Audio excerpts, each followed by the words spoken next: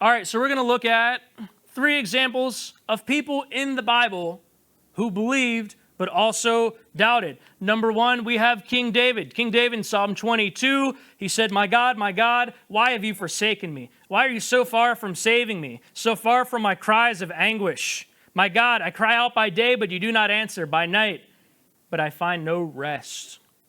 And this is David. This is King David, who as a boy, he fought the giant Goliath. He says, yeah, you come at me with a sword, you come at me with a spear, you come at me with a javelin, but I come to you in the name of the Lord of Israel.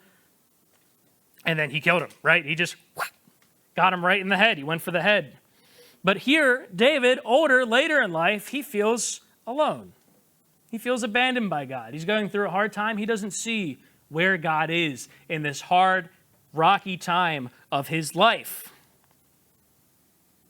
Old Testament example. A New Testament example, a man in the crowd. So there's a big crowd around Jesus. There's a guy, he has a son. The son's possessed by a demon, and the disciples aren't able to exorcise the demon out of this man's son. So Jesus comes along and he says, hey, how long has your boy been like this? From childhood, the man answered, it has often thrown him into the fire or into water to kill him. But if you can do anything, take pity on us and help us. If you can, said Jesus, everything is possible for one who believes. Immediately the boy's father exclaimed, Lord, I believe, help me overcome my unbelief.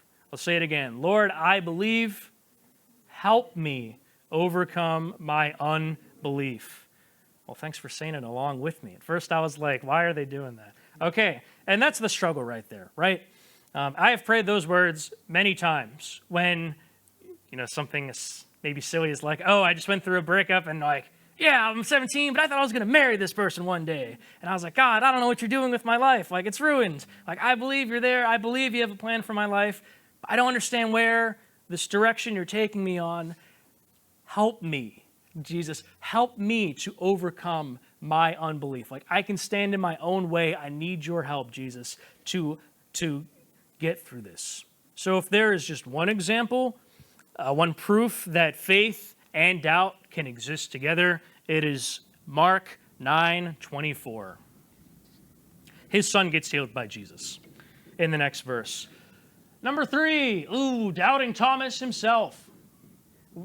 John, the Gospel of John, it gives us a pretty clear picture into the life of Thomas, more so than the 3 other Gospels do. John really has the story of Thomas contained inside, and Thomas is mentioned in 3 distinct points. Number 1, in John 11, Lazarus, we'll just read the verses here. So Jesus heard Lazarus was sick. He stayed where he was 2 more days. Then Jesus said to his disciples, let us go back to Judea. That's where Lazarus was. But Rabbi, they said, a short while ago the Jews there tried to stone you, and yet you are going back. And then Thomas at the bottom, also known as Didymus, said to the rest of the disciples, let us also go, that we may die with him. Now notice who's saying, let's go. It's not Peter, and it's always Peter, right? Peter's the guy to jump right in. He's like, oh, Jesus is getting arrested? Let me cut off an ear. That'll decrease the tension for sure. No, it's Thomas. He's saying, I know all you guys, you don't want Jesus to go. Jesus almost got stoned. He's probably going to die. And Jesus is going to die. And Thomas says, you know what? Let's go with him. We'll die with him. A few chapters later, so that was John 11, John 14, Jesus said to him, Lord, we don't know where you're going, so how can we know the way? And this is talking, Jesus had just foreshadowed him going into heaven, being ascended. And Jesus answered, I am the way, the truth, and the life. No one comes to the Father except through me. You've probably heard John 14:6 before. Thomas is the one who had set him up for that moment in verse 5. And then lastly, what Thomas is known for. I meant to make that bigger. Oh well.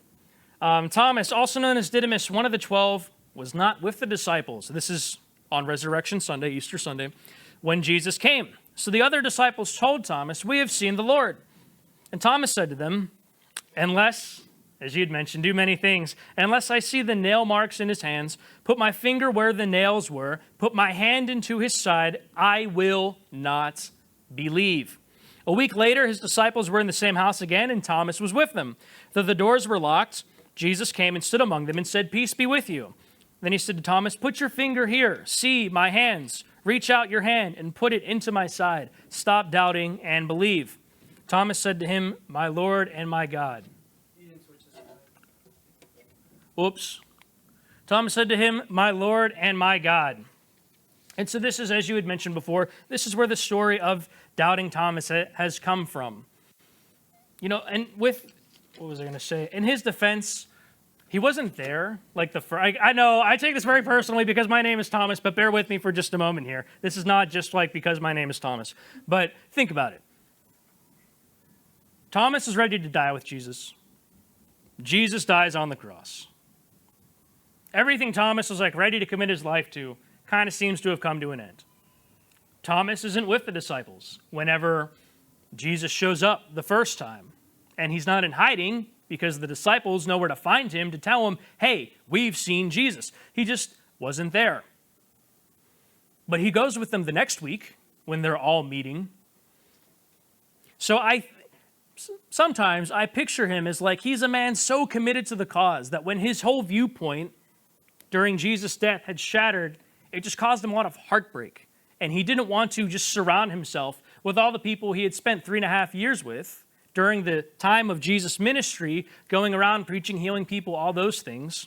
So he decides to keep his distance. But he heard they had seen Jesus. He didn't believe it, but clearly he was curious enough that he decides, I'm going to go with him this week. I'm going to go on Sunday. And Jesus shows up, as he does every single Sunday, right? When we're at church, Jesus always shows up. He's mentioned again in chapter 21. He's like with Peter on the beach. They go fishing. They eat fish. Jesus is there. They're having a good time. We don't really know what happens to him after that because the Bible doesn't tell us. If you look at church history and take it with a grain of rice, we believe that Thomas was the first out of the 12 to leave on mission, that he goes over to Asia, to India, to China, that direction. He's the first to go as a missionary. So if that's true, he's a man like committed to the cause. He's fired up again after this faith has been renewed in him, and he's on fire, and he goes out and he wants to start telling people. He's the firmest, most convicted believer. That's sometimes how I view it. We don't know. That's a take on it. And I mentioned 12 because we know that Judas had died, and in Acts 1, they have to replace Judas with someone who was with them for the whole time that Jesus was there, going around baptizing, and they pick a man by the name of Matthias, yes, which is, I'm assuming that's what you were named after. So they pick a man by the name of Matthias, and there's 12 of them again. So did Thomas doubt? Absolutely, he did. He certainly earned the name Doubting Thomas, but he had a strong community of believers around him. He worked through the doubt, and his faith grew stronger afterwards. You know, this study, I didn't put it on the slides, but the study that was done, they found that people who expressed their faith, over, I think, like 50% of them, a big majority, I forget how many, people who expressed doubts in their faith and worked through them came out stronger on the other side. Very, very few, surrounded by a community of believers, would turn their back on the faith when they had questions or doubts, things they didn't understand. Most of them came out stronger. So did Thomas in John 20. And I know, I feel like my mom picked the perfect name for me because, like, I am a very skeptical person. Like, for week 1 or 2 or 3, I'd mentioned the story of at Life, where we're going in the summertime. Like, I knew this girl there, and she said she had a miraculous healing by Jesus, and I was very skeptical. I was like, are you high on the endorphins right now? Is the adrenaline causing you to not feel pain? So we kept in touch. And a week later, are you still, is your back, she had a back problem, is your back still healed? A month later, is your back still healed? 6 months later, is your back still healed? Over 2 years. I did not believe this person had been healed by Jesus, as they had said during the Life conference. So I kept probably annoying her by following up. Hey, how's your back doing? Is it in pain? She's always said, no, I'm pain-free. Jesus has healed me. So now I proudly tell that story, that Jesus does heal pain. He heals physical pain, he heals emotional, mental, friendship, school, everything. Because Jesus is alive today, he still heals today. But if I didn't, for myself, take the It took me 2 years to really work through this. My faith in Jesus still healing people today would not be as strong as it is now. If you don't have doubts, that's great. That's a good thing. Jude, verse 22, it tells us as Christians, be merciful to the people who do have doubts. So be the community of people around them. Be someone that they can lean on, someone that they can talk to, listen to, post nice little things on your Instagram story. I don't know. Aletti's really good at doing that. Jude 22, be merciful to the people who do doubt.